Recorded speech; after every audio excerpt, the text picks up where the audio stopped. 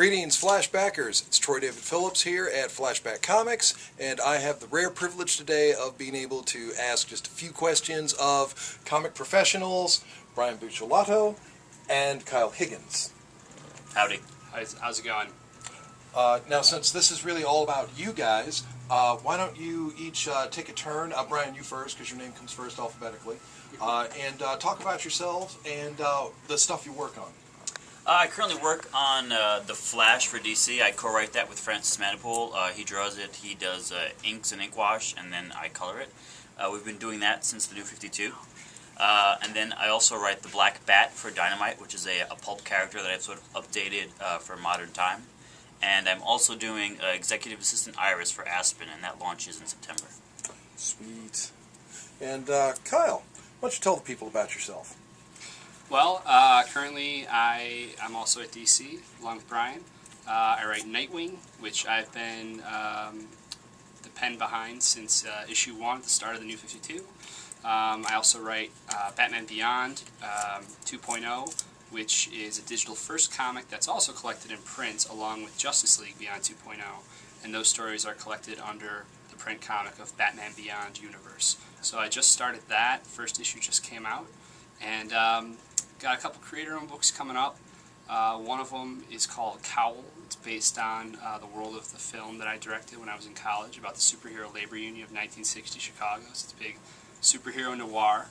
Oh, we have a Blu-ray of it right here. Look at that. So this is The League. This is the name of the film. And the art will be handled by Rod Reese. So the art will be handled by Rod Reese. He's doing everything in watercolors. Rod and I met when he was coloring Nightwing for the first 16 issues. And it looks pretty badass. So looking forward to people checking it out. Believe me, I will. Okay. I got a short series of questions I want to throw at you guys here, but right at the top of the list, I was asked to ask you, what do you think about the New 52, as the third most important relaunch in comic book history behind Showcase number 4 and Giant Size X-Men number 1? I mean, do you see it that way? Or, are you... I mean, I think time will tell. I think it's a little too early to judge whether or not it is the third most important.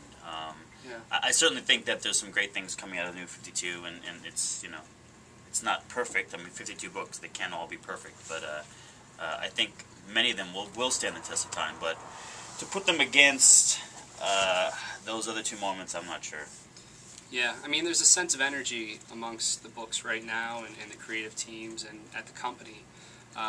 So I think that's what fans, have been picking up on, and things are, for the most part, very accessible right now. So we'll see how long that stands.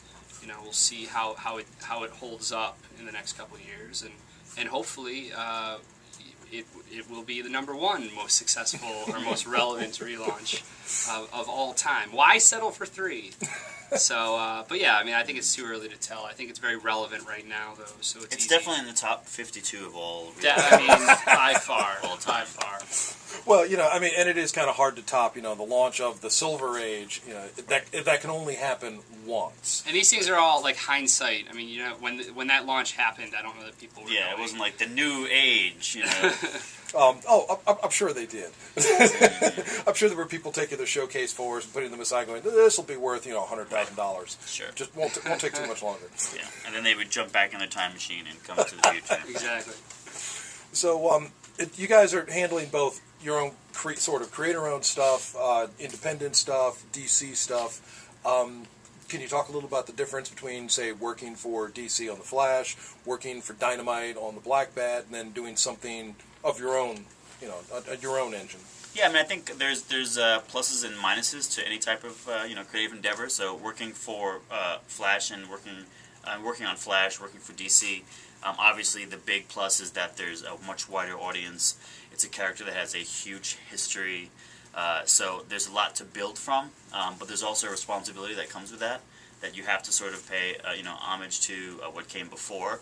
You can't just write, suddenly Flash has got, laser beams coming out of his eyes and wears a green costume. Like, there's things that you have to, work your stories into because the character doesn't belong to you.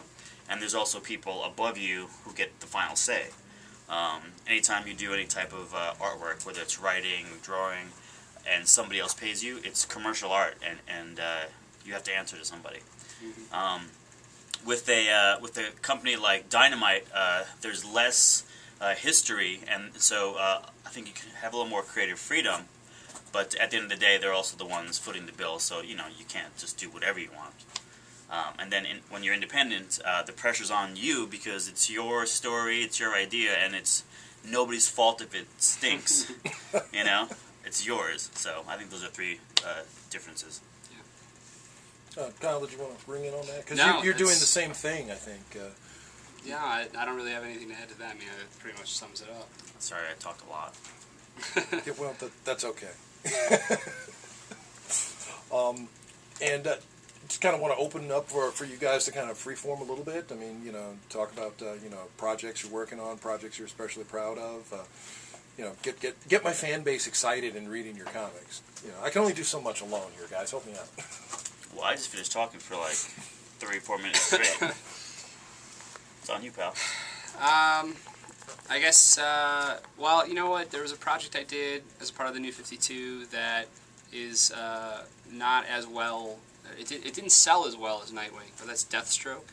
Mm-hmm. And there's a trade out of my first. The first 8 issues of Deathstroke were written by me, and so there's a trade of my run that I'm actually really, really proud of. So if anyone's looking for a cool kind of below the radar, book, I would definitely check it out. It's a lot of fun. Like, it's something like I said, I'm really proud of it, and it's Joe Bennett and myself just kind of going crazy.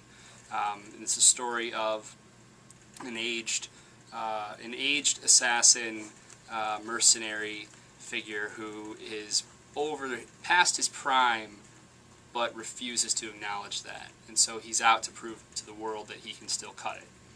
So, it's cool. It's different. It's different than Nightwing.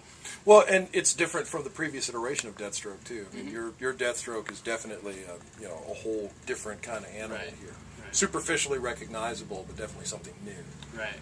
So I guess we could sum the New 52 up saying, it's recognizable, it's Superman, it's Batman, but it's not like it was in the previous 75 years. If it's not new, it's not New 52. I also think that each character is different. I think a lot of the Batman and Green Lantern continuity stood up, and other characters, maybe Superman, Flash, we made some changes. So I think it was all on a case-by-case basis. I have coming up the Villains Month is coming in September, and so there's 52 different villain books, and I've got my hands on 3 of them. I wrote The Rogues, which leads into the Forever Evil miniseries that follows. Rogues get their own version, which is called Rogues Rebellion. Then I wrote Grodd, which is basically an interesting one-shot with Grodd coming back and deciding that he wants to get revenge on those that took his power, or that basically he thinks he deserves the power of the light. He thinks he should have Flash's power, and because he doesn't have it, someone's going to pay. And then Francis and I are doing Reverse Flash, because that ties directly into our current Flash run, where he's facing Reverse Flash. So you'll learn the origin of who Reverse Flash is and how he got his powers. All right. Well, that all sounds pretty awesome. And once again, people, Troy David Phillips here at Flashback Comics, and it's been wonderful, Brian, Kyle, to have you both. I'm very honored that you chose our comic shop to make it a stop.